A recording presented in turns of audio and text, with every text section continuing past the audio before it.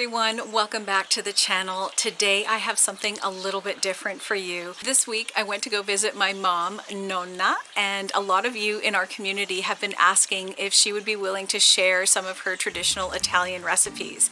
Well, today you're in for a treat. Quando prendono colore giri. My mom is 87 years old and she was born and raised in Calabria in the south of Italy, and she was happy to show us how to make her frittelle di broccoli. Delicious broccoli fritters that are crispy on the outside and soft on the inside. Whenever she makes these and puts them on the table, there are always hands reaching for more. One thing you should know about my mom is she never cooks with complicated ingredients or fancy gadgets. She believes that the best food comes from using just a few simple things, and she rarely measures. So how much oil do you think you use? Well, I don't know. I never measure, just I go like that. I like the color like that, gold. She goes by feel, by look, and by taste, and somehow it always turns out perfect. So grab a cup of tea or an espresso and pull up a chair and come and join me in Nonna's kitchen. I think you're gonna love this one. Now this is going to be a challenge for you because when you cook you don't normally measure anything. No, you just take a little bit of this, a little bit of that. You want to do like she does. Oh boy, it take 2 days or 3 days. My son cooks, he measure everything, and maybe they have a 10 plate. I say, oh my goodness, and I go away. I said, tell me what time is the dinner, I will come and eat. I eat everything, even grass. This is the broccoli, so you clean up a little bit the outside the stem. If you don't, it's a little tough. And you cut them in the middle, like that. See? Like that. All right, so these are all the ingredients. What do we have here today? We have a broccoli, flour, Parmigiano cheese, 1 egg, water, half a teaspoon baking salt, and pepper. Okay, so that's easy ingredients. So what do we do first? First we're gonna steam the broccoli. We have to wait until the water boils, and then we steam the broccoli. In the meantime, I drink my cup of coffee. We're just waiting for the water to boil. We're gonna have coffee time. Coffee time is all the way good. Cup of coffee, a little dessert. So now we're just going to steam the broccoli, and how long do you steam it? For a minute. Just 1 minute? Yeah, not too long, 1 minute.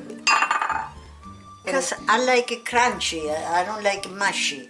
If you like mushy, okay, you let it boil 2 minutes, 3 minutes, so. Okay, so we have our steamed broccoli here, and now what are we gonna do? Now we're gonna do the pastellas. Flour. Okay. An egg. Now we're gonna put the cheese. Now you like to use good cheese, right? Cheese, yeah, grated cheese, Parmesan cheese. Now the water, salt, how you like the taste. And you beat, like you fight when you cook. And now you put the baking soda. Baking soda last time. Make the broccoli more shine and more puffy. Broccoli here to the pastella. To make it more easy, I put them in a plate. So like that, when I'm gonna fry, it's easy to do. Now, did your mom teach you how to cook, or did you learn a lot of it on your own? No, you learn by watching. You do it once, and then you do it again after. So that's 1 head of broccoli. And then 1 head of broccoli. Now we're done in that. Now we have to put the oil and the fry pan. So how much oil do you think you use? Well, I don't know. I never measure, just I go like that. So that looks like probably, what, 1/4 of an inch? How to taste the oil when it's already? You put a little broccoli, a little piece of bread, whatever you have. See, put them in there. When you start the fry, the oil is ready. Quando prendono colore giri, così, vedi? Devi farle cucinare poco, no? Non assai. Now you said that these freeze well too, right? You said Yes, that. yeah, you let it cool first when you freeze. And then you put it one by one. Like in a single layer? Yeah, single layer. And then you heat them up. And then you heat them up in the oven, a toaster, or in the oven if you don't have one. Like in the toaster oven. Okay. Yeah. So you were saying that you reuse the oil after you're done with it, and then you let it cool, and then you put it back in a container. Yeah. And then you say when you want to use. Yeah, you put a slash bread. Like you heat up the oil and you fry a piece of bread? Yeah, piece of bread. So like that takes away all of the odore, all of the smell from the before. Oh wow, that's really useful. See, I never throw away the bread that you far away. If you don't, you're gonna try one. And now you're gonna try. This is for Dan. This is for Isabel. And this is for you, for the supper time. It's the egg, it's the protein, it's the cheese. So you have everything in here. It's good.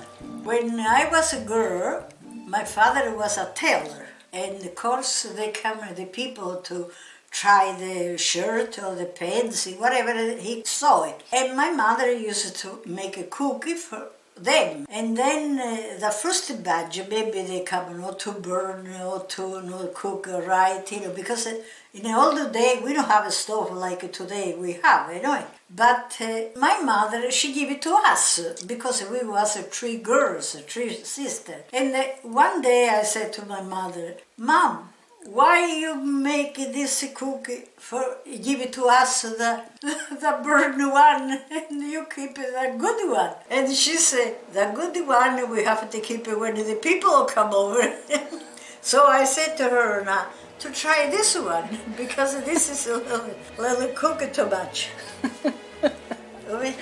See, this is good. Looks so good. These are so good. They're good.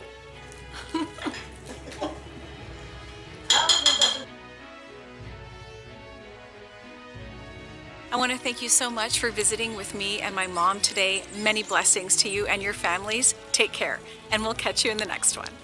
I'll just show you. When you look, un guardare qua, guardi qua. Okay. Ok? Se no, l'occhio vanno così, allora tu... Just vanno storti. Ok.